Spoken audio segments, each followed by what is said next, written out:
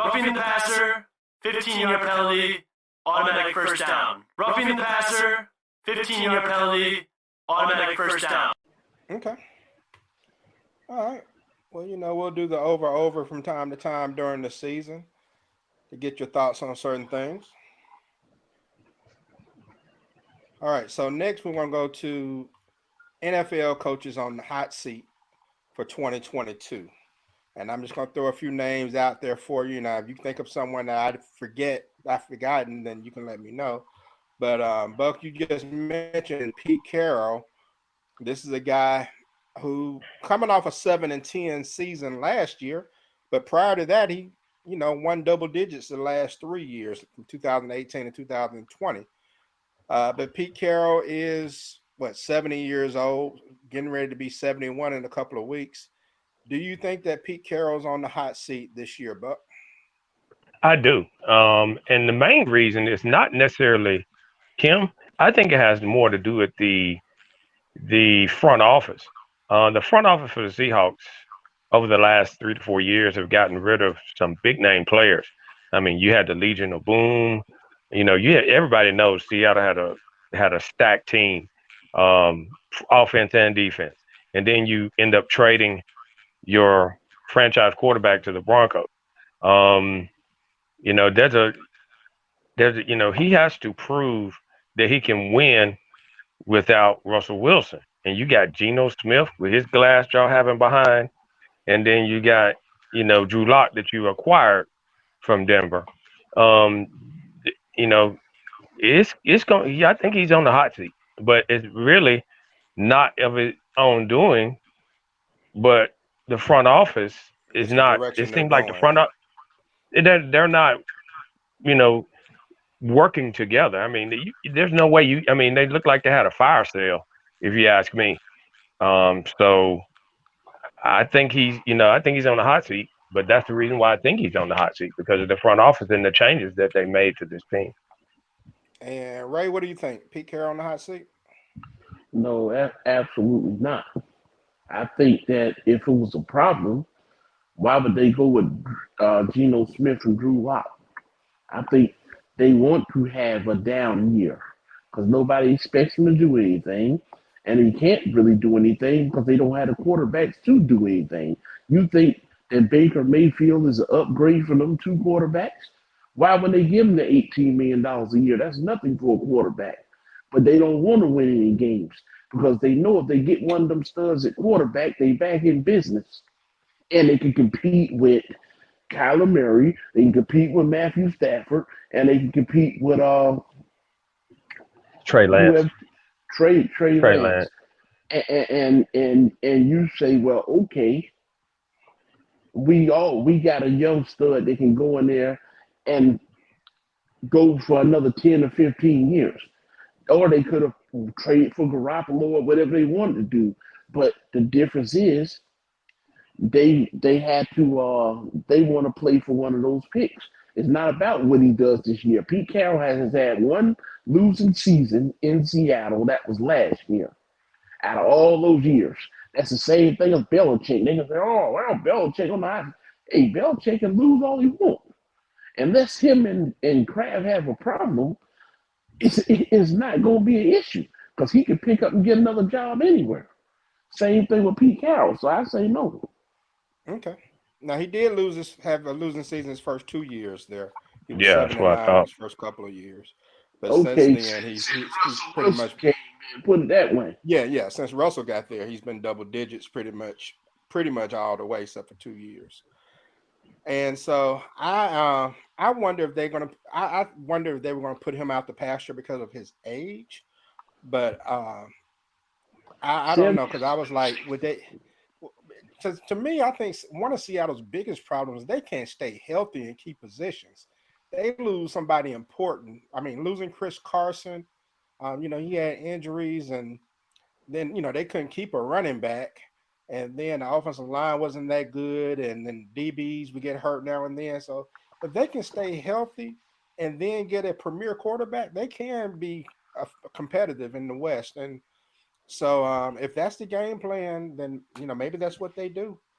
They'll just ride it out this year, and go with a young quarterback next year. But my thing is, how long is Pete Carroll going to coach?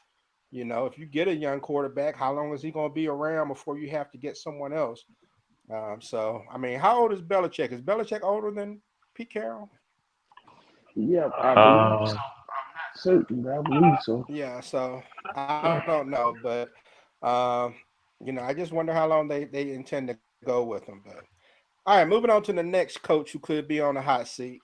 Well, I don't know if there's any could about it. I think this dude is on the hot seat. Matt Rule in Carolina. He has an overall record of 10-23. He was 5-11, and then he was 5-12. Ray, Matt Rule on the hot seat in Carolina. Man, Matt Rule's in hell right now. Yes, his seat is very hot. So hot he might not finish the season Uh, if he don't do that something early. and Buck, what do you think? Hell yeah, it's hot. It's so damn hot. The devil drinking ice water. I mean, it's definitely hot. He made the right decision by getting Baker Mayfield in there, at quarterback. But the key to the Carolina being success and him getting off of that he has to have a winning season this season. Even if it's 9-8, he has to have a winning season, and that still may not salvage his job. Um, that'll help, but it ain't gonna salvage it because look at the first 2 years of his tenure. He really should have been fired last year. To be honest with you, I mean, but when you look at him, it's like, all right, people are going to say, well, he hasn't had a healthy Christian McCaffrey. But to me, if you lose as great as a running back as McCaffrey is, that shouldn't translate to only winning 5 games. In well, my Yeah, opinion, if you lose a quarterback, I can see that. But losing a running back to me doesn't mean your whole team is going to suck. That means it's more problems. well, it's more Matt. problem because the team. You got to look at the team. I mean, you lose Luke Kuechly, arguably one of the best middle linebackers that ever played, and then you got Christian McCaffrey that he can't stay. He hadn't been healthy in 3 seasons, and then you had you know the uh the Cam Newton experience. Um, he's a shadow of his former self.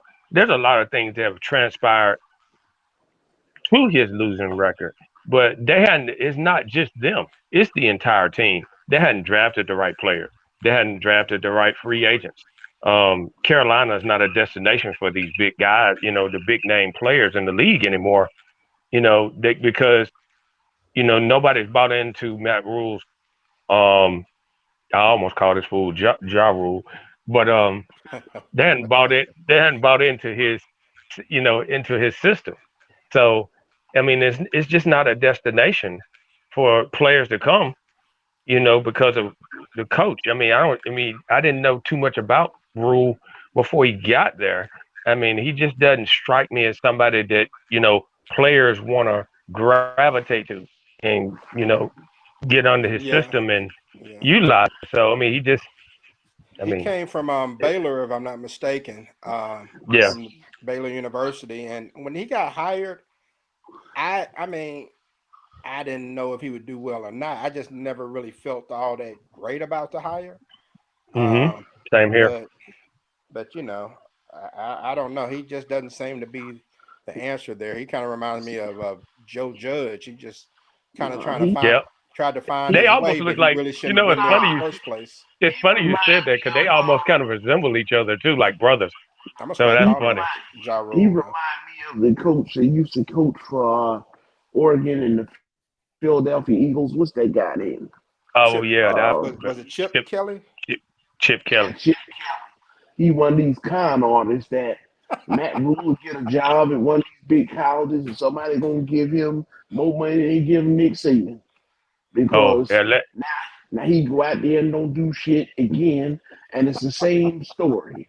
Yeah, it's the same hey, story. They paid Matt uh, Rule $60-something million to come to the Panthers. hey, Now, Ray, I'm gonna have to call. I'm gonna have to use one of your sayings, man. You know, he wanted to be. He's been doing that tomato can deal. You know, it's I mean, he's just not. He just doesn't have it. I mean, and it's really hard for college coaches to be able to come up into the NFL and do well. Now, if you were in the NFL and then you went to college and came back because you needed a little bit more experience, I can see that. But it's just really hard if you spent your most of your career in college and then you try to come in the pros. I No, mean, these are grown ass men that you're coaching. You can't coach them like you coach the college guys, and that's why it's so hard for these guys to come into the NFL and try to coach these guys. it's And just rules, I, you have to get people that have NFL experience if you're a college coach to help you coach these guys. I'm gonna say this about Ja Rule before we go to the next one. That's what I'm gonna Ja start Rule. calling him from now on. And he just seems like he just doesn't get it. I mean, you listen to his press conferences, he just seems like he doesn't get it. And that's the worst thing you want someone to say about you as a head coach. Even a bad head coach looks like they try sometimes. He just doesn't seem like he gets it. But all right, a couple more. And I definitely got something to say about this, but I'm gonna let you all start first. Ray, Mike McCarthy, is he on the hot seat in his third year in Dallas? Oh yeah, they not gonna do the what they did with that asshole that was before him. So yeah, he's definitely on the hot seat. I think he's out of there. I think really Jerry Jones wanted another coach this year, but he knew it wouldn't have been fair to Mike McCarthy if he'd done it, so he'd give him one more year. But I think Mike McCarthy is out of here after this year because I don't see the Cowboys doing nothing special, so he out of there. But The Dallas Cowboys have to at least make it to the NFC Championship game, and that ain't happening. Mike McCarthy's on the hot seat. He another one where the devil is drinking ice water. Yeah, he's definitely on the hot seat. It's so damn hot you can feel it all the way over here in Pensacola from Dallas. Yeah, he definitely on the hot seat. Ain't no question about it. all right, he has an 18-15 record, 12-5 last year. I think the only way he keeps his job is he has to he has if he wins the playoff game, there's a chance he can keep his job. Winning two is really what he needs to do. But if he wins That's what I'm one, thinking. there's a chance. But I really think that Jerry Jones is going to make that Sean Payton move, or maybe let Kellen Moore take over, or whatever it is he really wants to do. Because I don't think Mike McCarthy is the answer at all. And so we'll see what happens. But I'm not a fan of Mike McCarthy at all. Y'all know that. I I'm not I wasn't a fan of Jason Garrett. I'm not sure which one I dislike more. Um, I think I probably dislike Jason Garrett more. I just think he was just as ineffective as they came. That I'm not going to start Jason Garrett. Last one, Cliff Kingsbury, Arizona. Now he was 5-10 the first year, 8-8 the second year, 11-6 last year. So he's improved every year. He's 24-24-1 altogether. He has a lot of talent. Cliff Kingsbury get to keep on keeping on, but in Arizona. Cliff Kingsbury must win playoff games this season for him to be able to keep his job. He's done well with Kyler Murray, but they got a lot of talent. Um, James Conner stayed healthy last year and did very well for him. Hopefully J.J. Watt can stay healthy this season and stay on the field for 16 games. He's definitely still playing, but he's on the back nine of his career. Kyler Murray just got a new contract. These guys, I mean, they need to win they got to first win the division, which I don't know if that's going to happen with the Rams. Second of all, you got to make the playoffs, and you're probably going to make it as a wild card. He's got to win two playoff games to keep his job this season. And he has to have a winning record. So, I mean, that's a tall order in a weak NFC, but a strong NFC West. So we'll see what happens. Okay. I think if he makes the playoffs, that he'll keep his job. I would think, but I mean, Ray, what do you think? Cliff Kingsbury. He's gonna keep his job regardless, unless he has a losing season. But him and Kyler Murray is kind of like a package deal. So I think that he will retain his job. Now, if he turns out a 5-12 record or something like that, then yeah, he's gone. And they can't score points. Yeah. Remember, they started like 8-0 last year, and then Kyler Murray got hurt, and then they started losing 4 or 5 games in a row, and then that's what changed it. But they were on the right trajectory, So I think that he get another year. They have a winning record. Okay. All right. Well, that's all I got for coaches on the hot seat for 2022.